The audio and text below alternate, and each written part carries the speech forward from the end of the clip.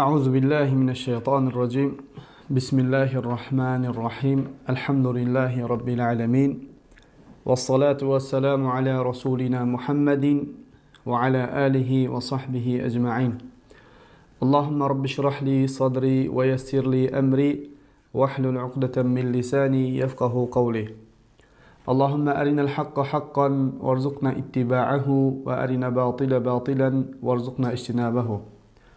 Assalomu alaykum va rahmatullohi va barakatuh. Alloh subhanahu va taoloni yordami bilan la ilaha illallohni shartlaridan dars qilayotgandik. O'tgan darslarimizda biz la ilaha illallohning shartlaridan bir shart bo'lgan tog'utni inkor qilish shartini sizlar bilan o'rganayotgandik. Biz birinchi darsimizda tog'utni inkor qilishlik la ilaha illallohning shartlaridan bir shart ekanligini aytdik. Va o'sha darsimizda aytdikki, Alloh subhanahu va taolo bizga Baqara surasida aytayaptiki, "Faman yakfur bit-tog'uti va yu'min billah." Kim tog'utni inkor qilib va yu'min billah, Allohga iymon keltirsa, uzilmaydigan islom diniga kirgan, la ilaha illallohni ushlagan bo'lishligini aytgandik. Va Allohu alam, meni zehnim meni agar adashtirmayotgan bo'lsa, yanglishtirmayotgan bo'lsa, o'sha yerda aytgandikki, bu oyat mujmalmi, mufassalmi? Ya'ni bu oyat ochiqmi yoki bu bayon qilishlikka hojat bormi degandik. Ya'ni nima degani mujmal mufassal? Ya'ni bir odam eshitganida bu oyatni "Faman yakfur bit-tog'ut va yu'min billah." Kim tog'utni inkor qilib degan oyatni eshitsa, bu odam mana shu oyatni eshitishligi bilan yoki o'qishligi bilan bu odam tog'utni nima ekanligini, tog'utni qanday inkor qilishlik kerakligini bu oyatdan o'rgana oladimi? Yo'q, o'rgana olmaydi. Nimaga? Bu oyat mujmal oyat. Bu oyatda Alloh subhanahu va taolo bir shart qo'yapti. Nima bu shart? Kimda kim tog'utni inkor qilsa va Allohga iymon keltirsa. Demak, har qanaqangi bir odam, xoh asli kofir bo'lsin, xoh o'zini islomga nisbat qilayotgan, otalaridan islomni ko'rib kelayotgan odamlar buni eshitsin, o'qisin. Nima deydi? Birinchi bizdan so'raydigan savoli nima? Alloh subhanahu va taolo bu oyatda tog'utni inkor qilishda aytayapti. Tog'ut nima deydi? Va uni inkori qanday bo'ladi deydi. Demak, bu oyat mufassal emas, mujmal. Mufassal va mufassal bo'lmaganiga ko'ra, mujmal bo'lganligiga ko'ra, biz nima qilishligimiz kerak? Bu oyatni qanday tushunamiz yoki bu oyatlarni insonlarga qanday tushuntiramiz? Nima qilamiz? Buni o'rganishlik uchun boshqa oyatlarga murojaat qilamiz. Ya'ni avvalambor Alloh subhanahu va taoloning oyatlaridan ko'rsatib bergan tog'utni nima ekanligini o'rganishga harakat qilamiz dedik. Va alhamdulillah, tog'utni kunimizdagi, o'sha bugungi kunimizdagi va o'tmishdagi butun salaflarni ta'rifi bilan kunimizgacha bo'layotgan sifatlarni o'rganib chiqdik. Va e'tibor bergan bo'lsanglar, bu tog'utni o'rganayotgan vaqtimizda Qur'on va sunnatlar bilan, Rasulullohning so'zlari bilan va mana shu so'zlarga teskari bo'lmagan, zid bo'lmagan so'zlar bilan tog'utni nima ekanligini bayon qildik. Misol uchun, eng oxirgi darsimizda tog'utni bayon qilayotganimizda nima dedik? Aytdikki, tog'utni 4-sifati dedik, Allohdan boshqa ibodat qilinayotgan har bir narsa dedik. Ya'ni kimga biror bir narsa, biror bir kishi ibodat qilayotgan bo'lsa, bu ana shu ibodat qilinayotgan narsa tog'ut dedik. Buni aytayotganimizda qo'limizda bir dalil bilan aytdikmi yoki havomiz bilan, nafsimiz bilan aytdikmi? Buni aytayotganimizda Alloh subhanahu va taoloning oyati bilan aytdik. Alloh azza va jalla oyat karimada aytdiki, "Vallazina ishtanabut-tog'uta an ya'buduha va anabu ilalloh." Alloh mana bu oyatda "Vallazina ishtanabut-tog'uta" deyapti. Tog'utdan ijtinob qilganlar. Tog'utga qullik qilishdan, an ya'buduha, tog'utga ibodat qilishlikdan ijtinob qilganlar deyapti. Va biz bu oyatdan aytdikki, demak, tog'utning 4-sifati Allohdan boshqa ibodat qilinayotgan narsalar tog'utdir dedik. Va mana shu masalaga qaytganimizda aytamizki, tog'ut nima? Tog'ut Allohdan boshqa ibodat qilinayotgan har narsa. Bir ma'nosi. Ya'ni tog'ut nima? Tog'ut haddidan oshgan, chegaradan chiqqan, kufrda haddidan oshgan har narsa deb nima? Oyatlar bilan aytdik. Demak, tog'utni nima ekanligini o'rganishlik uchun Qur'on va sunnatga qaytayotgan bo'lsak va bu masalada yana nima qilishligimiz kerak? Qur'on va sunnatga qaytishligimiz kerak. Nimada qaytishligimiz kerak? Tog'utni nima ekanligini, sifatlarini Qur'ondan o'rganganimizdek, uni inkor qilishligini ham kimdan o'rganishligimiz kerak? Qur'ondan va Rasululloh sollallohu alayhi vasallamning sunnatlaridan o'rganishligimiz kerak. Chunki Alloh subhanahu va taolo bizga faman yakfur bit-tog'utni buyurganidan keyin, kimda kim tog'utni inkor qilsa deb buyurganidan keyin uni qanday qilishligini, qanday inkor qilishligini nima qilgan? O'rgatgan. Misol uchun Alloh subhanahu va taolo o'ziga ibodat qilishligini o'rgatganidan keyin o'ziga qanday ibodat qilishligini o'rgatmaganmi? O'rgatgan. Alloh subhanahu va taolo nima deb o'rgatgan? Alloh subhanahu va taolo aytganki, "Va'budulloha", menga ibodat qilinglar. Qanday ibodat qilaylik ey Robbim? "Va la tushriku bihi shay'a". Menga hech narsani sherik keltirmasdan ibodat qilinglar. Xuddi shunday Alloh azza va jalla bizga "Faman yakfur bit-tog'ut va yu'min billah" oyatini nozil qilganida yoki Alloh subhanahu va taolo oyat karimada aytgandek, "Va laqad ba'asna fi kulli ummatin rasulan an ya'budulloha wajtanibut-tog'ut" oyatini nozil qilgandek, qasamki biz har bir ummatga payg'ambar yubordik. Nima uchun payg'ambar yubordik? An ya'budulloha wajtanibut-tog'ut. Allohga ibodat qilsinlar va tog'utlardan ijtinob qilsinlar deb da'vat qilishlar uchun payg'ambarlar yubordik deydi. Demak, mana bu oyatlarni Alloh subhanahu va taolo bizga nozil qilyapti.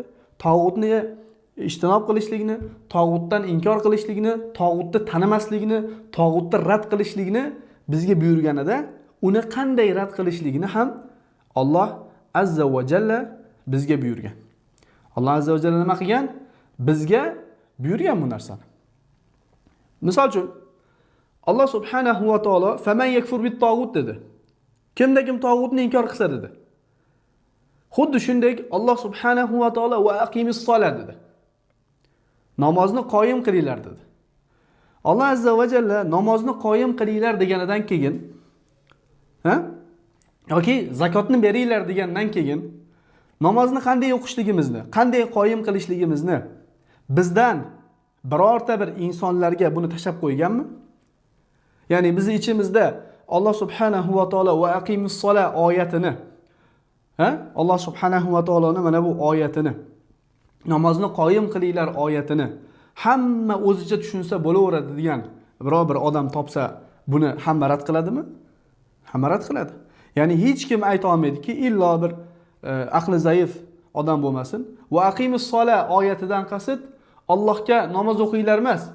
Mana bu "Va aqimis-solatdan qasd Allohga duo qilinglar deb biror bir odam nima qilmaydi? Buni tafsir qila olmaydi. Nimaga? Chunki Alloh subhanahu va taolo "Va aqimis-solat" degandan keyin, namozni qoyim qilinglar degandan keyin uni qanday qoyim qilishligini kim orqali bizga o'rgatgan? Rasululloh sollallohu alayhi va sallam orqali bizga namozni qanday qoyim qilishligini o'rgatgan. Necha vaqt namoz o'qiymiz? 5 vaqt namoz o'qiymiz. Alloh subhanahu va taolo "Va aqimis-solat" deganda buni necha vaqt o'qishligini biz kimdan o'rgandik? Rasululloh sollallohu alayhi va sallam. Namozga turayotgan vaqtimizda tahorat olishligini Alloh subhanahu va taolodan o'rgandikmi? Alloh subhanahu va taolodan o'rgandik. Namozda turganimizda birinchi qaysi amalni qilishligimizni "Va aqimis-solat" oyatidan o'rgana oldikmi? Yo'q. Biz nimadan o'rgandik? Mana bu "Va aqimus-solat" oyatini tafsir qilib beruvchi Rasululloh sollallohu alayhi va sallamdan o'rgandik. Alloh azza va jalla oyat karimada aytadiki, "Bil bayyinati va zubur va anzalna ilayka az-zikra litubayyana lin-nasi ma nuzila ilayhim va la'allahum yatafakkarun." Bil bayyinati va zubur va anzalna ilayka az-zikra litubayyana lin-nas.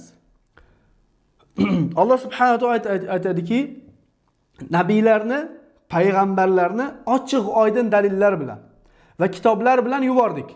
Va anzalna ilayka zikra litubayyana lin-nas ma nuzila ilayhim va la'allahum yatafakkarun. Va senga ham mana bu zikrni, ya'ni Qur'onni nozil qildikki, insonlarga nozil qilinayotgan narsalarni nima qilasan? Bayon qilib berasan. Va la'allahum yatafakkarun. Shoyatki ular o'ylasalar, tafakkur qilsalar. Demak, payg'ambarlarning vazifasidan bir vazifa nima? Bizga nozil bo'lgan narsalarni, Alloh subhanahu va taoloning buyurgan narsalarni bizga nima qilib berishligi, bayon qilib berishligi. Xo'p. Demak, bu yerdan bir narsa chiqadi. Alloh subhanahu va taolo payg'ambarlarini bizga nima uchun yuborgan? Va laqad ba'asna fi kulli ummatin rasulan an ya'budulloha wajtanibut tagut. Qasamki, har bir ummatga Allohga ibodat qilinglar va tog'utlardan ijtinob qilinglar deb rasullar yuborganmiz deyapti Alloh azza va jalla. Demak, Alloh azza va jalla mana bu narsani bu oyatga bog'laydigan bo'lsak nima qilib bergan? Yuborgan payg'ambarlarga tog'utni qanday inkor qilishligini payg'ambarlar orqali bizga o'rgatgan. Demak, payg'ambarlar orqali tog'utni inkor qilishlikni bizga o'rgatgan bo'lsa Alloh subhanahu va taolo, buni payg'ambarning ustidan boshqa bir so'z aytishlikka hech kimning nima yo'q, hech kimning haqqi yo'q. Nima demoqchiman? Aytmoqchimanki, hozir o'rganadigan mavzumizda tog'utni inkor qilishlik qanday ekanligini kimdan o'rganamiz? Allohning oyatlari va payg'ambarlarning bayonlari bilan tog'utni qanday inkor qilishni o'rganamiz.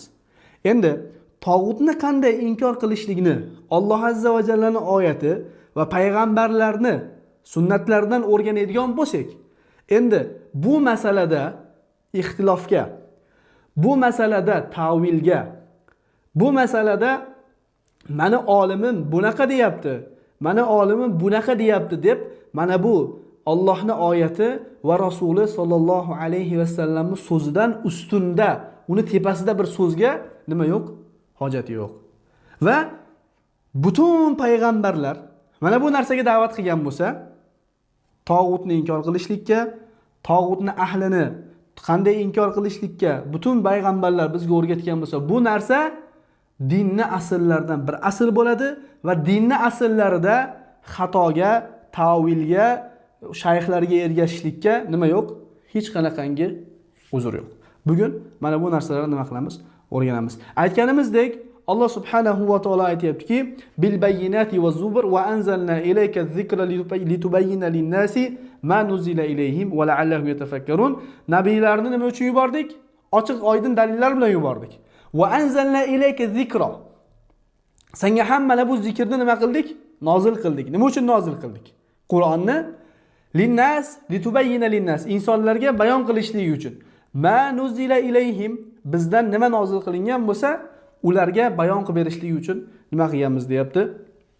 Bayon qilib berishligi uchun payg'ambarlarni mana bu kitoblarga bilan yuborganmiz deyapti Alloh subhanahu va taolo. Demak, biz ham mana bu oyatdan kelib chiqib tog'utni qanday inkor qilamiz? Tog'utga bo'lgan muomalamiz qanaqa bo'lishlik kerak? Bularni Rasulullohdan so'rab, rasullardan so'rab nima qilamiz? O'rganishlikka harakat qilamiz. Birinchi, Alloh subhanahu va taolo payg'ambarlarni otasi bo'lgan, Hanif bo'lgan, millati Ibrohim bo'lgan, Ibrohim millatining otasi bo'lgan Ibrohim alayhissalomga nima qilamiz? Murojaat qilamiz. Va Rasulullohni ham Ibrohim alayhissalomga nima qilgan? Ergashishlikni buyurgan. Alloh subhanahu va taolo oyatda aytadiki, "Summa awhayna ilayka an ittabi' millata Ibrohima hanifa." Va Alloh subhanahu va taolo aytayaptiki, "Summa awhayna ilayka." Shunday qilib biz senga nima qildik? Awhayna, vahiy qildik. Nima deb vahiy qildik? Ibrohimni millatiga ergashgin deb vahiy qildik deyapti. Va Alloh subhanahu va taolo hatto Muhammad sallallohu alayhi va sallam ham bo'lsa ham Ibrohimdan ergashishlikni, Ibrohimning yo'lidan yuz o'girishlikni malomat qilgan va aytganki: "Va man yarghabu an millati Ibrohima hanifa Ibrohima illa man safiha nafsa." Ahmoqlargina, safihlargina Ibrohimning millatidan nima qiladi? Yuz o'giradi. Endi hatto Rasululloh sollallohu alayhi va sallam ham bo'lsa, xitob qilinayotgan, Alloh subhanahu va taolo nima deyapti? Ahmoqlargina Ibrohimning millatidan yuz o'giradi, unga ergashmaydi deyapti. Demak, Ibrohim alayhisalomdan va Rasululloh sollallohu alayhi va sallamdan nima qilamiz? Mana bu narsani tog'utlar bilan qanday muomala qilishligimiz kerak? Tog'utlarni qanday inkor qilishligimiz kerak? Nima qilamiz? Mana bu payg'ambarlardan o'rganamiz. Qandayki va aqimis sola oyatini o'zimiz tushuna olmayotgan bo'lsak, Rasulullohga murojaat qilayotgan bo'lsak va mana bu va aqimis sola namozni iqoma qilinglar, namozni qoyim qilinglar so'ziga zid biror bir so'zni ergashmayotgan bo'lsak yoki rad qilayotgan bo'lsak, mana bu masalada ham nima qilamiz? Rasulullohning so'zi bo'lmagan har bitta so'zni yoki Rasulullohning so'ziga zid bo'lgan, Rasululloh sollallohu alayhi va sallamning so'zidan noto'g'ri istinbot qilingan so'zlarni har bittasini nima qilamiz? Rad qilamiz. 5 vaqt namozni Rasulullohdan o'rganganimizdek, 5 vaqt namozni qanaqa o'qishligini Rasulullohdan o'rganganimizdek, 5 vaqt namoz o'qigan paytda qanday tahorat qilishlikni Alloh subhanahu va taolodan o'rganib, buni sunnatlarini Rasulullohdan o'rganganimizdek, nima qilamiz? Bu masalada ham Allohning oyati, Rasulullohning so'zlaridan nima qilamiz? Bu narsani o'rganamiz va namoz masalasida kim chiqib 5 vaqt namoz emas, 3 vaqt namoz o'qiladi desa, qanday rad qilayotgan bo'lsak, tog'utlarning inkori bunaqa bo'lmaydi, shunaqa bo'ladi deganlarni ham oyatga teskari gapirganlarni ham nima qilamiz? Rad qilamiz. Tahorat olishlikni Alloh farz qilganidan boshqacha gapirayotgan bo'lsa yoki o'zicha boshqacha istinbot qilayotgan bo'lsa, nima qilamiz? Buni ham rad qilamiz. Chunki bular ijtihodga, boshqatdan tushunishga nima qilingan? Bekiq bo'lgan, ochiq, quyosh kabi ochiq bo'lgan masalalardan bitta masala. Ya'ni bu masalani ustidan qayta aytayapmanki, bugun bu masalalar ustida juda katta ixtiloflar bor. O'zi ixtilof emas masala. Ixtilof qilib olgan odamlar bor. Kimga so'rang, tog'utning inkori qanaqa bo'ladi deng? Har bitta hizbni Alloh subhanahu va taolo aytgandek, kullu hizbin bima ladayhim farihun. Har bitta hizb o'zi qo'lidagi narsa bilan xursand bo'lib yuradi. Aytadiki, tog'utlarning inkori, misol uchun bir toifa aytadi, tog'utlarning inkori ana shu tog'ut bo'lib turgan. Misol uchun prezident tog'utmi? Tog'ut. Allohning hukmi bilan hukm qilgan tog'utmi? Tog'ut, ha. Ana shuni inkor qilishliging o'zi tog'utni inkor qilishligingga yetadi deydi. Va yana boshqa toifa aytadiki, yo'q, bu yetmaydi deydi. Bu noto'g'ri aytayapti deydi. Nima to'g'risi? To'g'risi tog'utni inkor qilish degani ham tog'utni inkor qilasan, ham uni askarlarini inkor qilasan. Mana shu tog'utni inkor qilishlik deydi. Lekin hammasi nima? Hammasi vahiyni noto'g'ri tushunishligi va Rasululloh sollallohu alayhi va sallamni mana bu oyatlardagi buyurilganidek qabul qilmasligi yoki noto'g'ri tushunishligidan sabab mana shunaqa noto'g'ri tushunilyapti. Shuning uchun buni qayta aytamiz. Qayta aytamizki, namozni o'qishni Rasulullohdan o'rganganmizmi? Vaqimus sola oyatidan keyin Rasulullohdan o'rganganmiz. Kim mana bu narsaga zid harakat qilsa nima qilamiz? Biz buni rad qilamiz. Rasululloh aytadi-ku, nima deydi Rasululloh sollallohu alayhi vasallam? Nima qilinglar? Namoz o'qinglar. Qani namoz o'qinglar? Mana qanday namoz o'qiyotganimni ko'rgan bo'lsanglar, xuddi shunday namoz o'qinglar. Sollu kama ra'aytumuni usolli. Mana qanday namoz o'qiyotganligimni ko'rgan bo'lsanglar, xuddi shunday namoz o'qinglar. Endi Rasulullohni namoz o'qigandan tashqari namoz o'qiganlar nima qilinadi? Rad qilinadi. Xuddi shu tog'utni inkor masalasida shunaqa. Rasululloh va payg'ambarlarni tog'utni inkor qilishligidan tashqari inkor qilinadigan butun fikrlar, butun tushunchalar nima qilinadi? Rad qilinadi. Xo'p. Demak, bizning qo'limizda kim bor? Bizning qo'limizda Alloh subhanahu va taolo bizga buyurgan Ibrohim alayhissalom bor. Ibrohim alayhissalomni Alloh subhanahu va taolo bu ummatga usvatun hasana qilyapti. Usvatun hasana nima degani? Chiroyli namuna degani. Biz uchun hasanat bor. Unda o'sha qilayotgan ishda, o'shalar qilgan amallarda biz uchun yaxshi namunalar, o'rnaklar bor. Alloh azza va jalla astag'firullah billah oyatda aytadiki: "Qad kanat lakum uswatun hasanatun fi Ibrohima vallazina ma'ahu." Alloh azza va jalla aytadiki bizga, sizlar uchun Ibrohimda va u bilan birga bo'lganlarda vallazina ma'ahu nima bor? Chiroyli namunalar bor deydi. Demak, bizda Ibrohim alayhisalomda chiroyli namuna bor. Va yana kimda namuna bor? Vallazina ma'ahu. Ma'ahu birga bo'lganlar. Ibrohim alayhisalom bilan birga bo'lganlar. Birga bo'lganlar kim? Ibn Jarir, ya'ni Tabari o'zini tafsirida vallazina ma'ahu degan mana bu birga bo'lganlardan qasd butun payg'ambarlar deydi. Demak, foyda biz uchun Ibrohimda va butun payg'ambarlarda. Nuh alayhisalom birinchi payg'ambarmi? Nuh alayhisalomdan boshlab Muhammad sallallohu alayhi va sallamda, ya'ni butun Qur'onda zikr qilingan va u zikr qilinmagan boshqa butun rasullarda biz uchun namuna bor. Biz bularga ergashishlikka nima qilamiz? Mana bu masalada, dinni asli bo'lgan masalada ergashishlik bilan mukallafmiz. Nima namuna bor ey Robbim deb Alloh subhanahu va taolodan so'rasak, Alloh azza va jalla aytibdiki: "Iz qalu liqaumihim." Ular, ya'ni Ibrohim va butun payg'ambarlar mushrik bo'lgan qavmlarga aytdiki: "Iz qalu liqaumihim." Ular qavmlarga shunday deydi. Aytishdiki: "Inna bura'u minkum." Shubhasizki biz sizdan, ya'ni butun qavmlarga butun payg'ambarlar nima deyapti? Inna bura'u minkum. Biz sizdan barimiz deyapti. Va mimma ta'buduna min dunillah. Ikkinchisi. Birinchi qavmidan bari bo'lyapti, ikkinchisi va mimma ta'buduna min dunillah. Va biz sizdan va siz Allohni qo'yib ibodat qilayotgan narsalardan barimiz, uzoqmiz. Kafarna bikum. Biz sizni inkor qildik. Biz sizni takfir qildik. Biz sizni rad qildik. Ikkinchisi nima? Uchinchisi rad qilish, inkor qilish, takfir qilish. Va bada va biz oramizda nima baynana oramizda nima qildi? Boshladi. Nima boshladi? Baynakumul adawat val bag'do. Adovat va bug'uz boshlandi. Val bag'do abadan, abadiyan bir bug'uz, abadiyan bir nafrat boshlandi.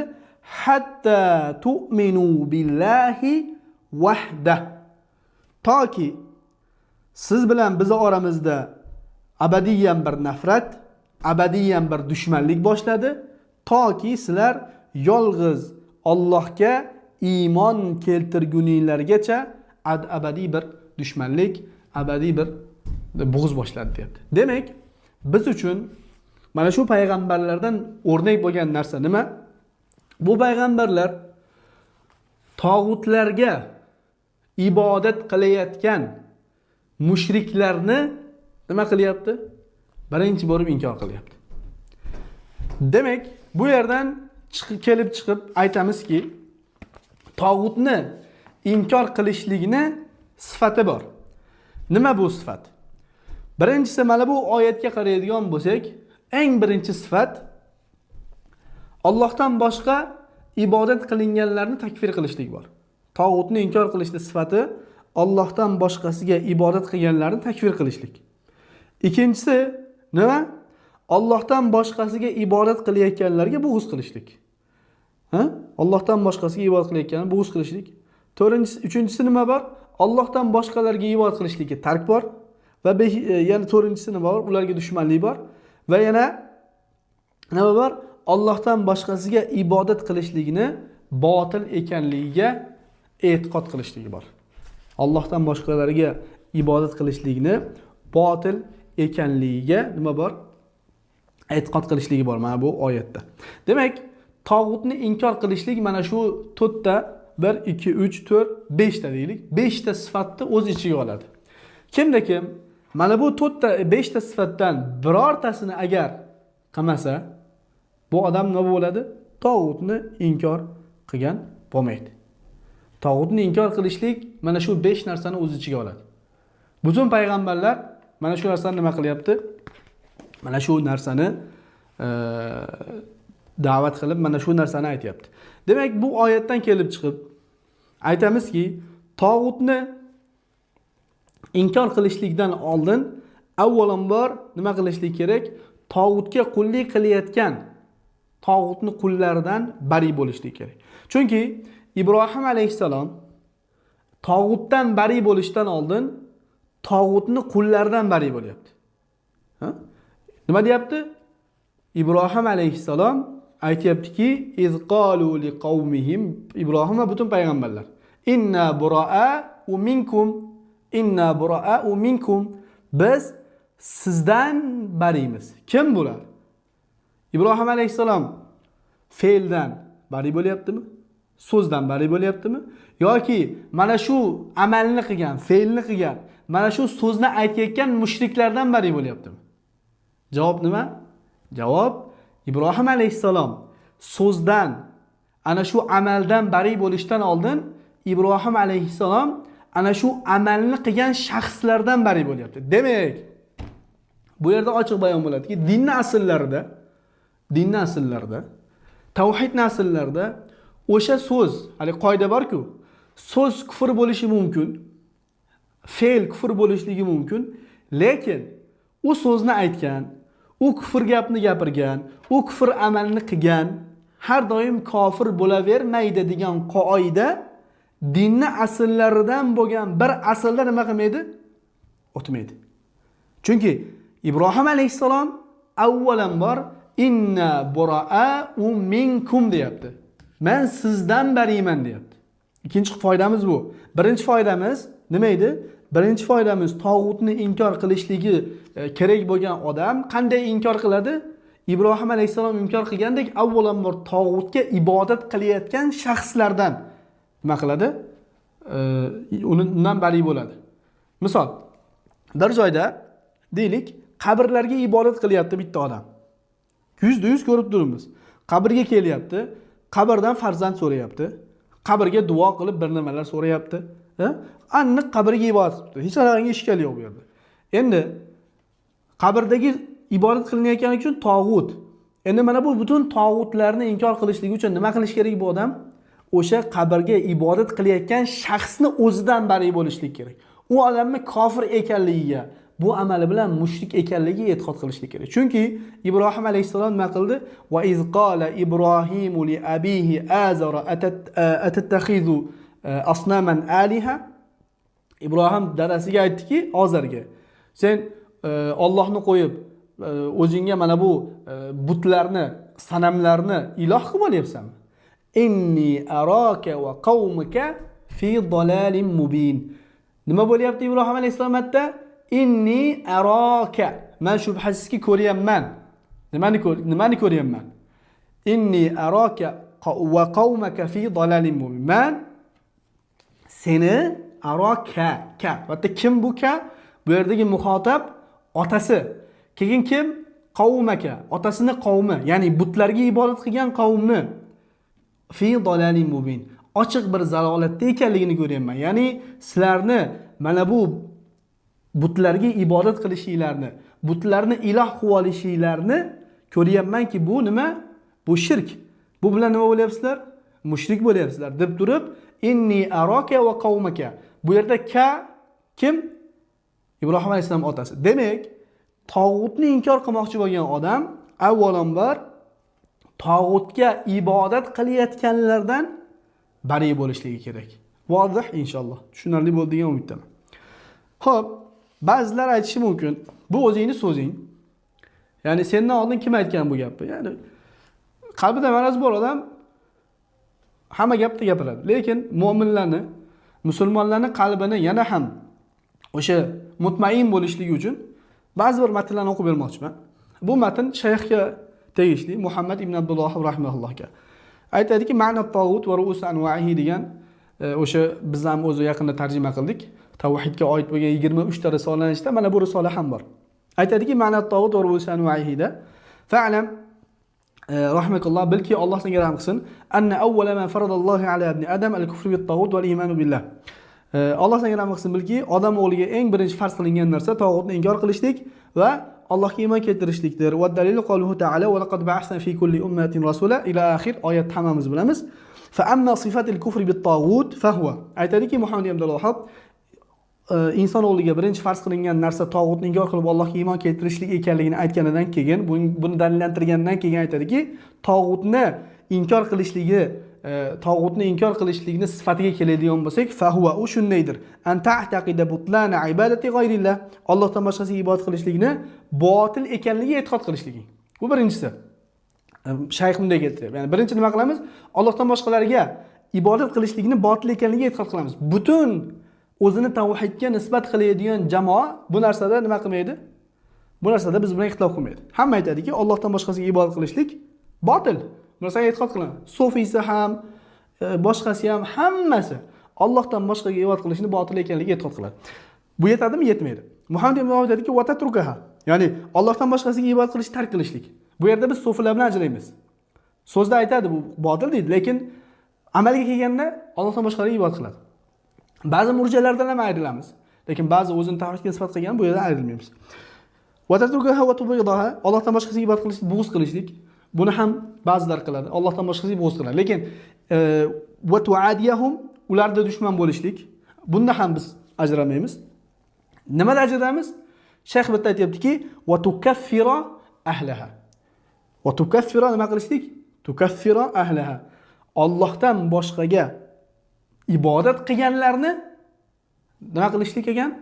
Takfir qilishlik ekan. Mana shu narsada butun jamoatlar bilan nima qilamiz? Ajralamiz. Demak, tog'utni inkor qilishning sifatini mana shu 5 ta sifat o'z ichiga oladi. Kimda kim mana bu narsani bajarmasa, mana bu narsani davom etmasa, mana bu narsani qilmasa, tog'utni inkor qilaman desa-yu, lekin amalida bular bo'lmasa, yoki 1 2 3 tadan, 4 tadan bittasi bo'lib 5 ta bo'lmasa, yoki 5 tadan 4 tasi bo'lib bittasi bo'lmasa, nima bo'lmaydi? Bu odam tog'utni inkor qilgan bo'lmaydi. Bu bizning so'zimiz emas. Bizning oldingi mana shayxlarni va eng asosiysi mana Ibrohim alayhisalom aytibdiki, "Va izqala Ibrohimu li abihi azara tattakhizu asnaman aliha inni araka va qaumaka fi dalalin mubin" deb turibdi. Ibrohim alayhisalom avvalambor so'zdan yoki amaldan bari bo'lmayapti. So'zdan, amaldan oldin o'sha so'zni aytgan, o'sha kufr gapni qilgan, o'sha shirk amalni qilgan, o'sha shirk so'zni chiqargan odamdan dinni aslida bari bo'lyapti. Inni araka va qaumaka. Sendan nima qilamiz? Sendan va seni qavmingdan barimiz deb Muhammad Ibrohim alayhisalom mana bu joyda aytibdi. Xo'p, yana nima dalil bor? Ya'ni biz naqadam emas, o'sha so'zdan bari bo'lmaymiz. Avvalambor mushrikda o'sha Allohdan boshqaga ibodat qilgandan bari bo'lamiz. Dalili bormi yana? Bor. Allohning izni bilan qidirgan, vahiyga ko'zini ko'r qilib bekitib olmagan har bitta odam nima qiladi? Topadi. Va bu bilan birgalikda tog'utni inkor qilishlikning ma'nosini ham o'rganyapmiz. Ya'ni mana bu mavzudan chiqib ketmaylik.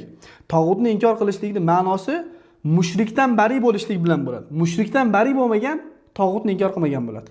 Bunga so'zimizni tasdiqlovchi yana bir gap oyatdan keyin. Shayx hop qaysi bobda kelyapti? Ma'rifatu shahadati an la ilaha illalloh. Kalima tavhid aqida alohida bir risola. La ilaha illallohni shahodatini bilishlik bobida kelyapti. O'sha kitobimizda Tavhid risolasi degan chiqargan kitobda bu mavzular bor. Hop, bismillah. Aytadiki shayx, va ma'na kufri bit tagut. Kufr bit tagut, ya'ni tog'utni inkor qilishning ma'nosi an tabarra'a min kulli ma i'taqada fihi ghayra Alloh min janniyin aw insi aw shajarin aw hajarin aw ghayra zalik wa tashhadu alayhi bil kufri wad dalal wa tubghiduhu walau kana abaka wa akhaka. Biz uchun muhim joy. Shayx aytadiki, tog'utni inkor qilishning ma'nosi Allohdan boshqa o'ziga shirk e'tiqod qilingan jinlardan, insondan, yog'ochlardan, toshlardan va bundan boshqa narsalardan bari bo'lishlik. Bari bo'lishlik. Mana bu joyda bari bo'lishlikning ma'nosi nima? Bari bo'lishlik ma'nosi shayx yonida aytibdi. Va bu va tubghiduhu walau kana abaka va akhaka va tashhadu alayhi bil kufri va dalal. Demak, bari bo'lishlikning ma'nosi nima? Bizni otamiz bo'lsa ham, bizni o'z ukamiz bo'lsa ham, ularni kufriga va zalolatda ekanligiga guvohlik berishlik. Demak, bu yerdan mana ma'lum bo'ladiki, tog'utni inkor qilishlikning asosiy ma'nosi nima? Va tashhadu alayhi bil kufri va dalal walau kana abaka va akhaka va shaykhuka.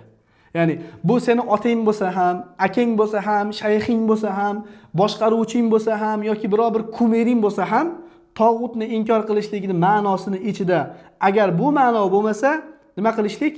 U odamlarni bizni otamiz bo'lsa ham ularni kufriga, zalolatligiga, zalolatda ekanligiga guvohlik berishlik. Fa amma davomida fa amma man qala ana la a'budu illalloh. Bu ham ko'p kunimizda keladi. Ya'ni shunaqa deyishini, shunaqa so'z aytuvchiga keladigan bo'lsak deyapti. Nima bu so'z? Mana bu so'zni aytadiganlar bor kunimizda. Ana la a'budu illalloh. Men Allohdan boshqasiga ibodat qilmayman. Men Allohdan boshqasiga ibodat qilmayman. Ya'ni juda ko'pchilik aytadi bu gapni. Men qanday tog'utni inkor qilmagan bo'laman? Qanday tog'utni quli bo'laman? Qanday mushrik bo'laman? Men Allohdan boshqaga ibodat qilyapmanmi? Ha? Men saylovga qatnashmasam deydi ba'zilar. Ba'zilar men tog'utlarning mahkamalarga bormasam-chi, men qanday mushrik bo'laman deydi yoki tog'utni inkor qilmagan bo'laman deydi. Shayx aytadiki: "Va ana la ata'arrudu as-sadata wal qibaba 'ala al-qubur va amsala zalik." Men Allohdan boshqasiga ibodat qilmayman. Lekin o'sha sadatlarga, ya'ni o'sha bizda sayidlar deydi-yu, sayidlarga yoki qabrlarda ustidagi o'sha maqbaralarga va shunga o'xshagan narsalarga meni biror bir e'tirozim yo'q. Buni nima qilamiz? Bunga nima deymiz? Shayx aytayaptiki, bunaqa deydigan odamlar haqida. Fahaza kadhibun fi qawli la ilaha illalloh va lam yu'min billah va lam yakfur bit taghut. Shunaqangi ochiq masala bu masala. Aytayaptiki shayx. Fahaza kadhibun. Mana shu odam bor-ku, men Allohdan boshqaga ibodat qilmayman. Lekin Allohdan boshqaga ibodat qilganlarga bo'lsa, ya'ni mushriklarga bir narsa deya olmayman. Mushriklarni takfir qila olmayman.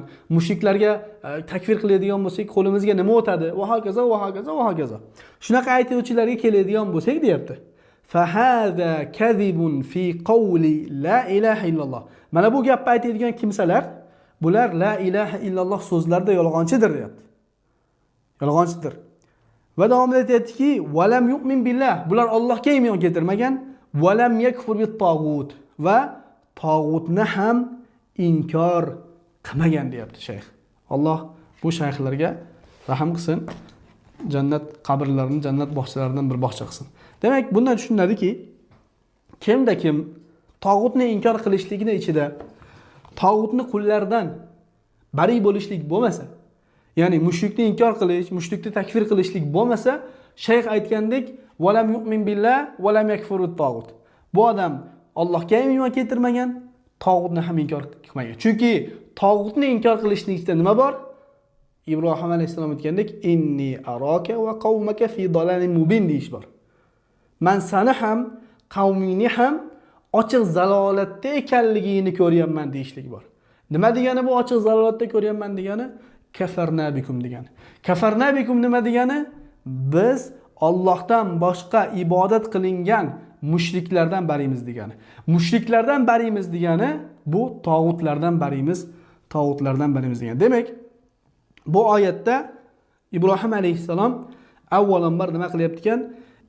Shubhasizki biz barimiz. Kimdan barimiz?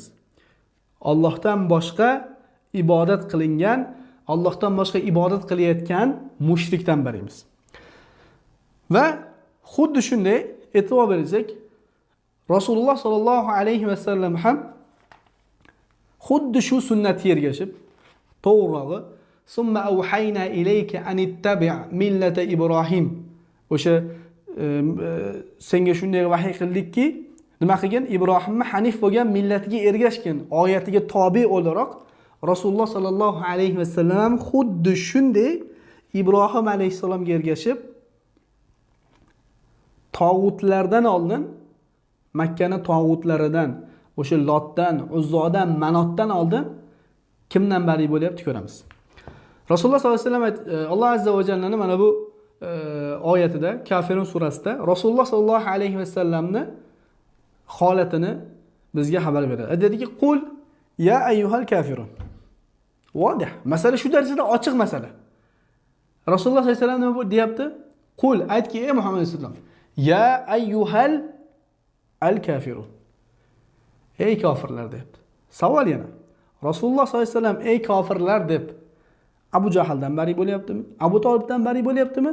Yoki Abu Tolibning so'zidan, Abu Lahabning so'zidan yoki o'sha Abu Jahlni kufr bo'lgan amalidan bari bo'lyaptimi? Shaxslardan bari bo'lyaptimi? So'zlardan, amallardanmi?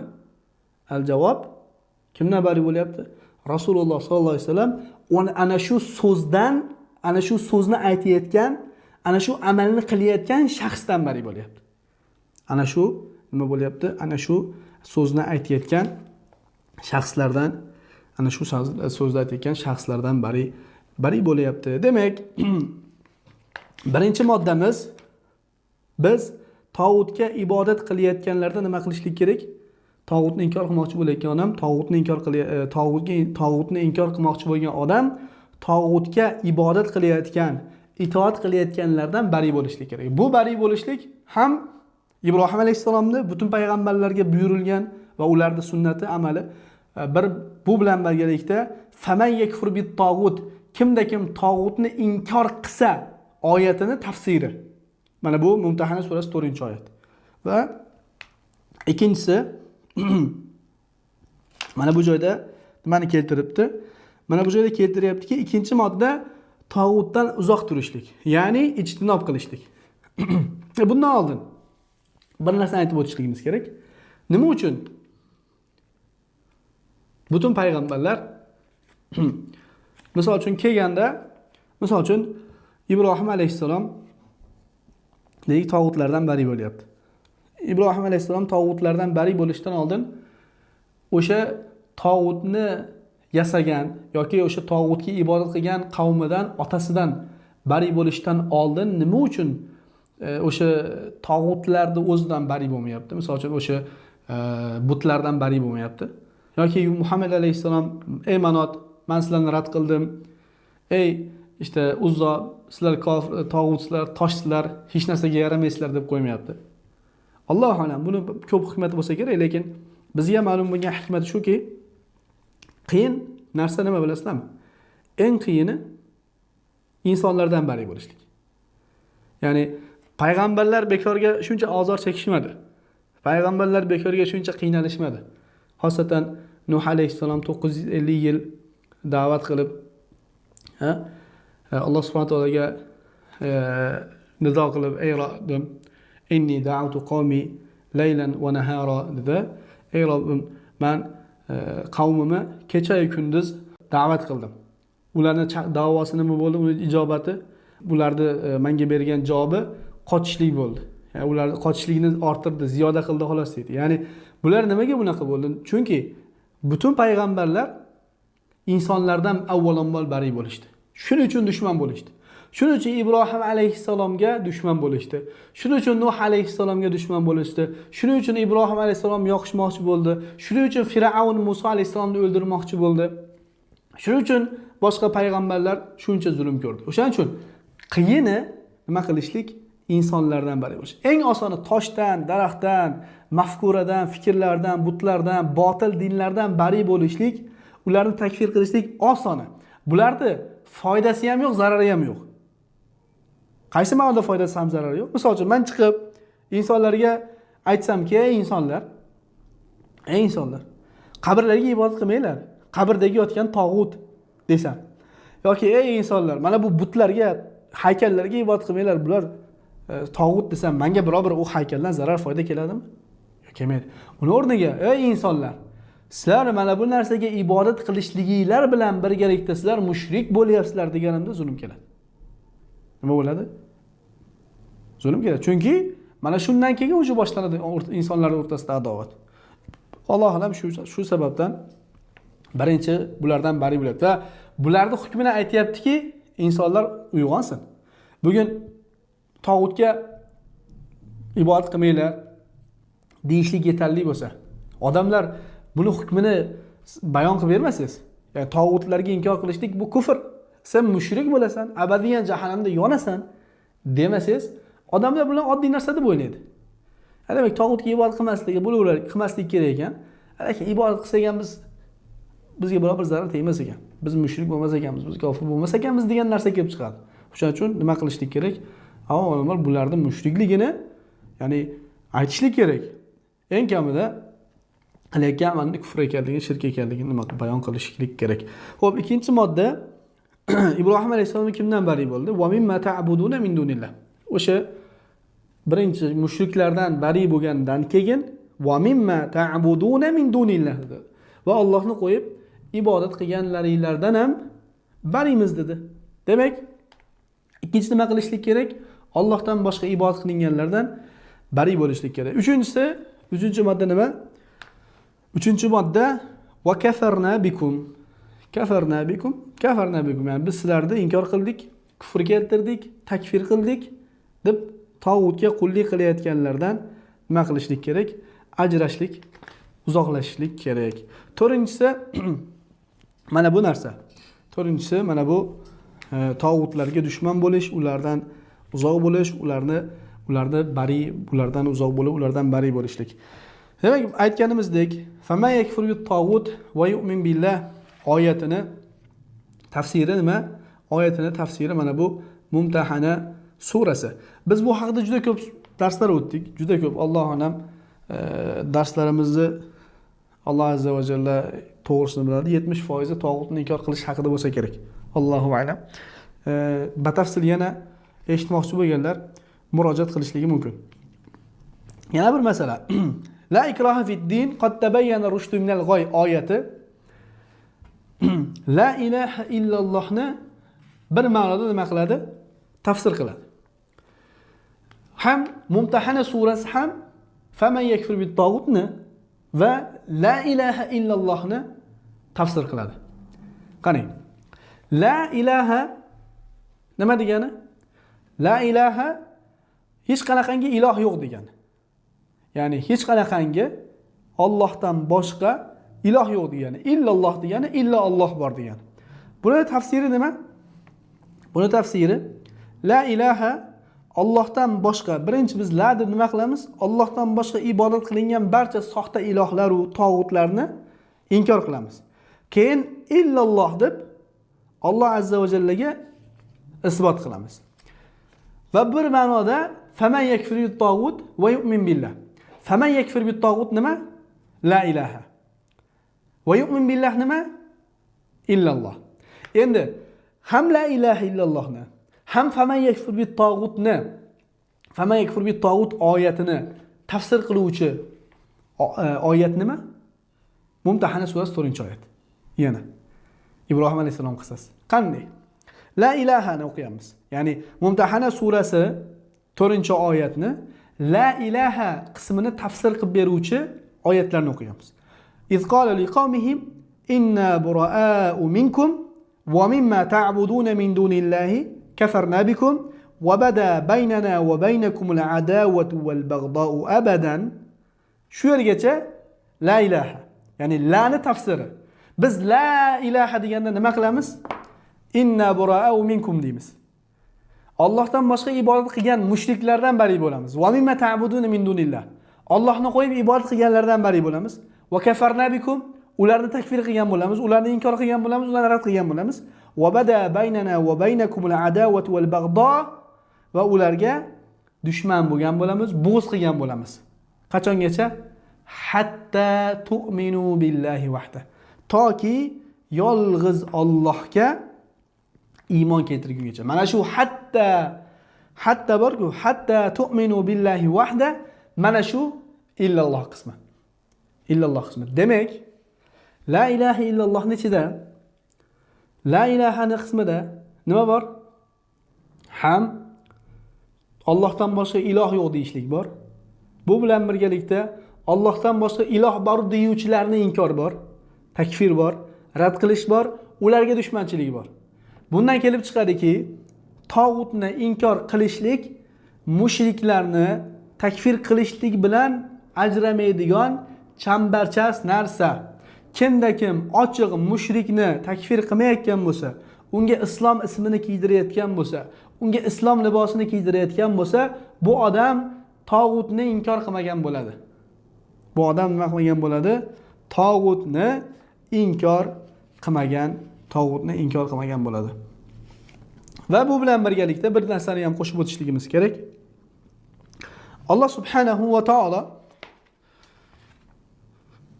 ahli kitoblarni Rasululloh sollallohu alayhi va sallamning tili bilan islomga chaqirayotganda to'rtta narsaga chaqiradi. Nima bu to'rtta narsa?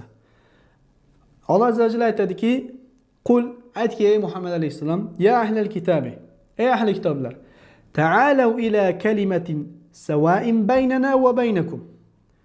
Ey ahli kitoblar, siz bilan bizning o'rtamizda teng bo'lgan, barobar bo'lgan so'zga kelinglar.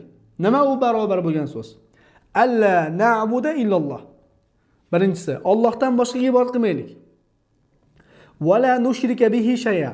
Ikkinchisi, Allohdan uni qo'yib Allohga biror bir narsani nima qilmaylik, sherik qilmaylik.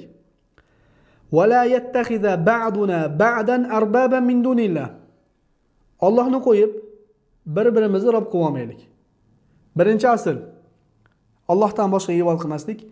Ikkinchi asl Allohdan boshqa narsalarga Allohga biror bir narsani sherik qilmaslik. Uchinchi asl Allohni qo'yib bir-birimizni rob qilib olmaslik.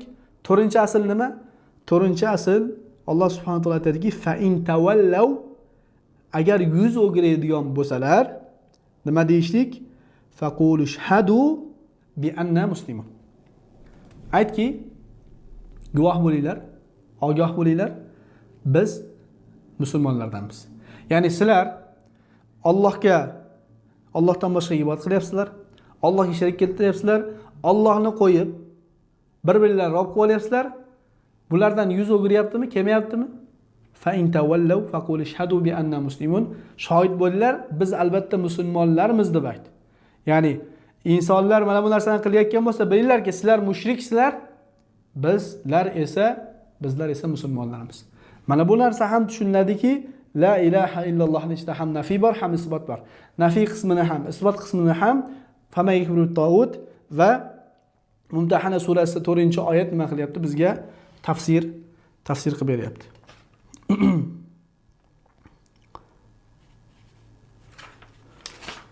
Xo'p, yana bir muhim masala, bu masalaga taalluqli bo'lganligi uchun bir inson shirkdan qanday bari bo'ladi? Bir inson shirkdan qanday bari bo'ladi? Men mushrikdan bariman, men shirk qilmayman, men shirkdan bariman deyishligi bilan u odam shirkdan bari bo'lgan bo'ladimi? Alloh subhanahu va taolo oyatda aytadiki, fa in tabu va aqamus solata va atuz zakata fa ikhwanukum fid din. Boshqa oyatda fa in tabu va aqamus solata va atuz zakata fa khalu sabilahum. Agar shirkdan tavba qilsalar, namozni ado etsalar, zakotni bersalar, birodaringlar dindagi. Yoki ularning yo'llarini qo'yib yuboringlar. Inson nima qilganda shirkdan tavba qilgan bo'ladi? Nima qilganda shirkdan bari bo'lgan bo'ladi? Men shirkdan bariman, tavba qildim deyish yetarlimi?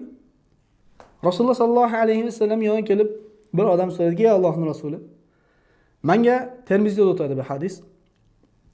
Yotog'imga kirganimda o'qiydigan biror duo o'rgat. Bir narsa o'rgat. Men shu duoni oxirgi yotog'imga kirishdan o'qiydi. Shunda Rasululloh sallallohu alayhi vasallam aytdiki, iqro suratul kafir. Suratul Kafirun surasi o'qi, yotog'ingga kirganingda Kafirun surasini o'qi. Fa innaha bara'atun minash-shirk. Shubhasizki u shirkdan baroatdir dedi. Shirkdan bari bo'lishlik. Demak, Kafirun surasini o'qishlik shirkdan baroat ekan. Kafirun surasiga nazar tashlaylik. Kafirun surasiga nazar tashlaylik. Hammamiz yoddan bilamiz. Kafirun surasiga nazar tashlaydigan bo'lsak, bitta ham men shirkdan bariman degan kalima yo'q. Bir dona ham men shirkdan bariman degan gap yo'q. Nima bor? Qul ya ayyuhal kafirun. Aytki ey kofirlar. La a'budu ma ta'budun.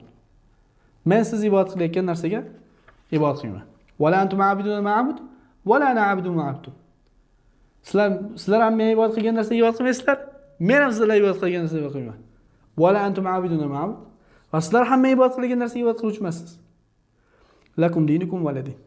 Sizlar dinlar sizlarga, meni dinim menga. Demak, bir inson shirkdan bari bo'lishligi uchun avvalambor nima qilishlik kerak? Mushrikdan bari bo'lishlik kerak. Shirkdan tavba qilishlikning sharti mushrikni mushrik deb bilishlik, kofirni kofir deb bilishlik. Albatta ochiq shirk qilgan odam, albatta ochiq kofir bo'lgan odam. Va mavzuyimizda bugungi o'rgangan narsamiz nima? Birinchisi, Alloh subhanahu va taolo bizga butun payg'ambari orqali tog'utlarni inkor qilishlikni buyurganida tog'utni nimaligini o'rgatganidek, tog'utni qanday inkor qilishlikni ham bizga o'rgatdi.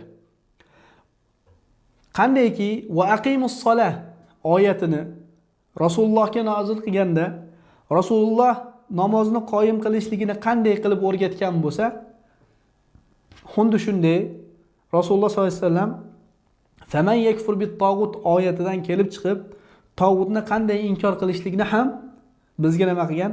O'rgatgan.